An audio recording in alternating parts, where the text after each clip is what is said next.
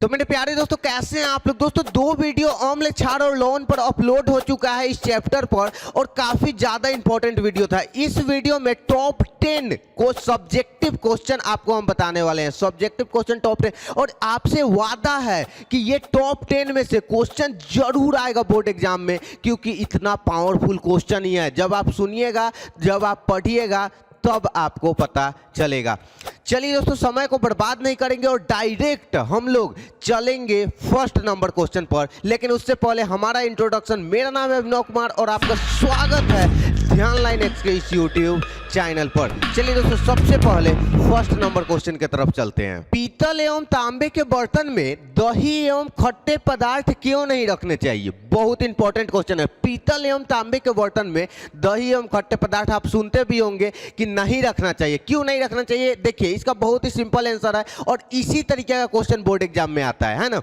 सबसे पहले आपको हम बताते हैं पीतल एवं तांबे के बर्तन में दही एवं खट्टे पदार्थ नहीं रखना चाहिए, क्योंकि जो खट्टे पदार्थ होते हैं उसमें अम्ल पाया जाता है और अम्ल जो होता है धातु के बर्तनों के साथ अभिक्रिया करके यहाँ पर हाइड्रोजन गैस और हानिकारक उत्पाद मतलब हानिकारक प्रतिफल का निर्माण करता है। दो पदार्थ का अभिक्रिया होता है, ठीक है। तो एक तीसरा पदार्थ बनता है ना, तो यहाँ पर क्या करता है कि जो दही होता है ना, ये क्या करेगा कि इसमें तो लैक्टिक एसिड पाया जाता है। ये क्या करता है धातु के बर्तन के साथ मतलब तांबे या पीतल के बर्तन के साथ अभिक्रिया करके सबसे पहले तो हाइड्रोजन गैस मुक्त करता है, उसके बाद हानिकारक पदार्थ मुक्त करता है, ठीक है। जिसके कारण क्या होता है कि यहाँ पर ये खराब हो जाता है और जो अगर हम लोग खाते हैं तो हमारे सेहत के लिए हानिकारक होता है, इसीलिए इसको नहीं रखना चाहिए। बहुत ही सिंपल क्वेश्चन था, आशा करते हैं कि समझ में आया होगा। चलते हैं सेकंड नंबर क्वेश्चन की तरफ। अम्ल का जलीय विलयन क्यों विद्युत का चालन करता है? देखिए अम्ल का जलीय विलयन मतलब एक ऐसा एसिड जिसमें जल मिला हुआ है, ठीक है। दो पदार्थ मिलकर एसिड कोई बना हुआ है, ठीक है। तो यहाँ पर एक ऐसा एसिड जिसमें जल मिला हुआ है, तो ये क्यों विद्युत का चालन करता है? देखिए इसका बहुत ही साधारण आंसर है। अम्ल का जलीय विलयन हाइड्रोजन आयन मतलब H+ आयन के कारण यहाँ पर आपका विद्युत का चालन करता है। अगर आपसे ये क्वेश्चन आए आप आराम से ऐसे लिख सकते हैं कि अम्ल का जलीय विलयन हाइड्रोजन आयन के कारण विद्युत का क्या करता है? चालन करता है, ठीक है। चलिए नेक्स्ट क्वेश्चन की तरफ चलते हैं। नेक्स्ट क्वेश्चन बहुत ही ज्यादा इंपॉर्टेंट है, ध्यान से देखिए कि अम्ल को तनुकृत करते समय यह क्यों अनुशंसित करते हैं कि अम्ल को जल में मिलाया जाए, न कि जल को अम्ल में। और फिर से ध्यान से देखिए अम्ल को जल में मिलाया जाए न कि जल को अम्ल में। पहले किसको किस में मिलाया जाए ये क्यों हम लोग सुनिश्चित करते हैं, ये बहुत इंपॉर्टेंट है, ध्यान से समझिए। अम्ल को तनुकृत करते समय इसलिए अनुशंसित किया जाता है कि अम्ल में जल मिलाना चाहिए कि जल में अम्ल मिलाना चाहिए। इसको ध्यान से समझिए। देखिए अगर आपके पास एक बर्तन में एसिड रखा हुआ है, ठीक है, और उसमें आप जल डालते हैं, उसमें आप पानी डालते हैं, तो वो क्या होगा कि वहां पर उष्माक्षेपी अभिक्रिया होगा और जैसे उष्माक्षेपी अभिक्रिया होगा तो उष्मा का उत्पादन ज्यादा होगा, जिसके कारण यहां से जो बर्तन में पानी रखा हुआ है, जल रखा हुआ है, अम्ल रखा हुआ है बर्तन में, अगर उसमें डायरेक्ट हम जल डालते हैं तो क्या होगा कि पूरा बर्तन के बाहर जल और एसिड दोनों मिलकर आएगा और वाष्प में परिवर्तित हो जाएगा, जिसके कारण नुकसान हो जाता है, ठीक है। इसलिए हमेशा जल में अम्ल को घुलाने की प्रक्रिया अत्यंत उष्माक्षेपी होती है, जिससे जल में उत्पन्न उष्मा के कारण जल बर्तन के बाहर आ सकता है और नुकसान पहुंच सकता है। तो आप जैसा कि यहां पर देख सकते हैं, ठीक है। तो आपको आशा करते हैं ये क्वेश्चन समझ में आ गया होगा और चलिए अब हम लोग डायरेक्ट नेक्स्ट क्वेश्चन की तरफ चलते हैं।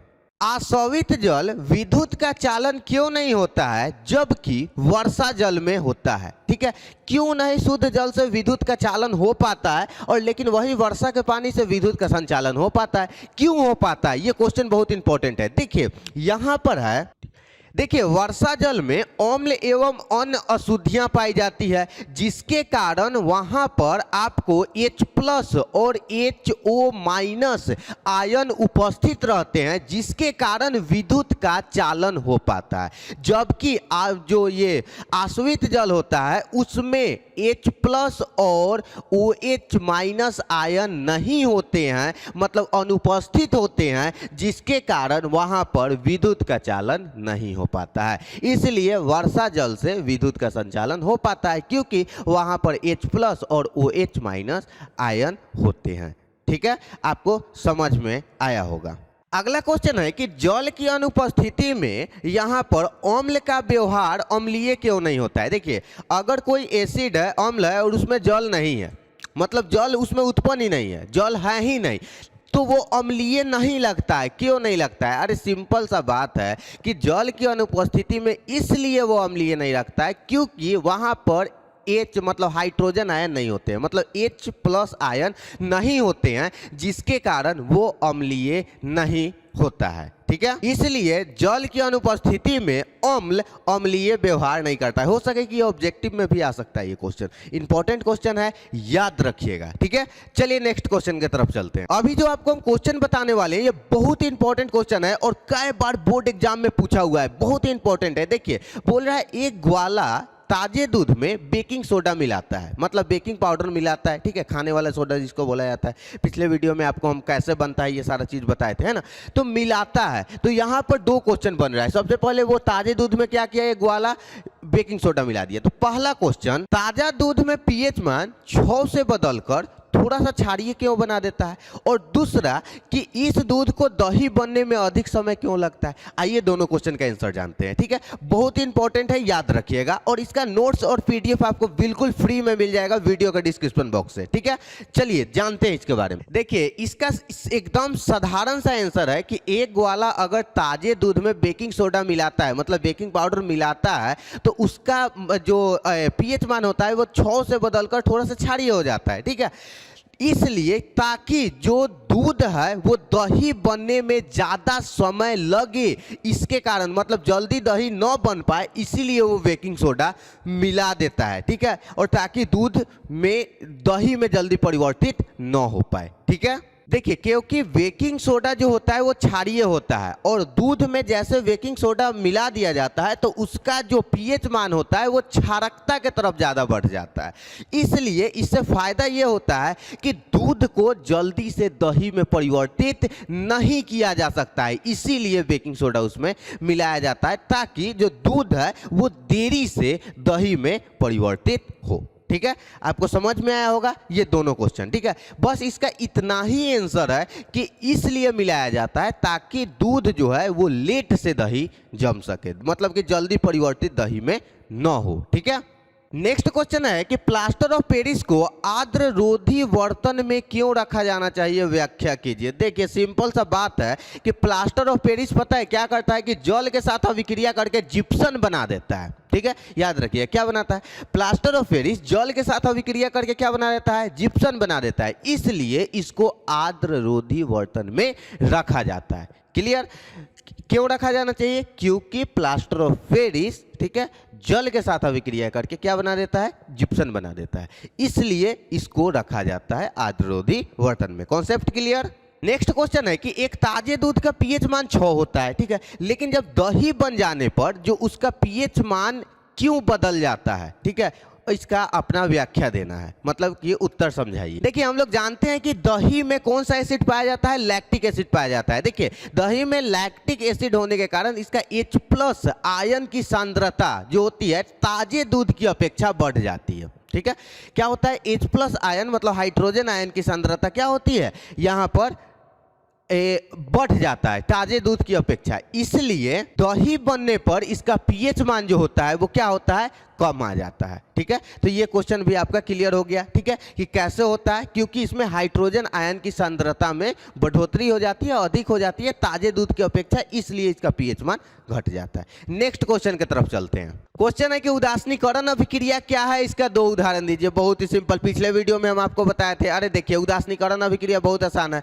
अम्ल और क्षार। ठीक है, अम्ल और क्षार के साथ जब अभिक्रिया होता है तो जल और लवण बनता है, इसी प्रक्रिया को उदासीनीकरण अभिक्रिया कहा जाता है। बहुत सिंपल है। उदासीनीकरण अभिक्रिया क्या है कि जब अम्ल और क्षारक को अभिक्रिया कराते हैं तो जल और लवण बनता है। इसी प्रक्रिया को यहाँ पर उदासीनीकरण अभिक्रिया कहा जाता है। इसका दो ठो उदाहरण आप यहाँ पर नीचे देख सकते हैं। ठीक है, ये कुछ इस तरीके से दो ठो उदाहरण है। चलिए डायरेक्ट अब नेक्स्ट क्वेश्चन की तरफ चलते हैं। नेक्स्ट क्वेश्चन बहुत ही ज्यादा इंपॉर्टेंट है कि धोने की सोडा, जिसको धावन सोडा कहते हैं, ठीक है, और बेकिंग सोडा का दो प्रमुख उपयोग बताइए। देखिए, धोने का सोडा का सबसे पहले दो उपयोग जान लेते हैं। इसका उपयोग जल की कठोरता को खत्म करने के लिए किया जाता है, जो यहाँ पर धोने का सोडा होता है। ठीक है, और दूसरा चीज होता है कि इसका उपयोग कांच, साबुन, ठीक है, इत्यादि, कागज इत्यादि के व्यवसाय में इसका प्रयोग किया जाता है। दो उपयोग बताना था, दो उपयोग बताएं। अब हम लोग यहाँ पर जानते हैं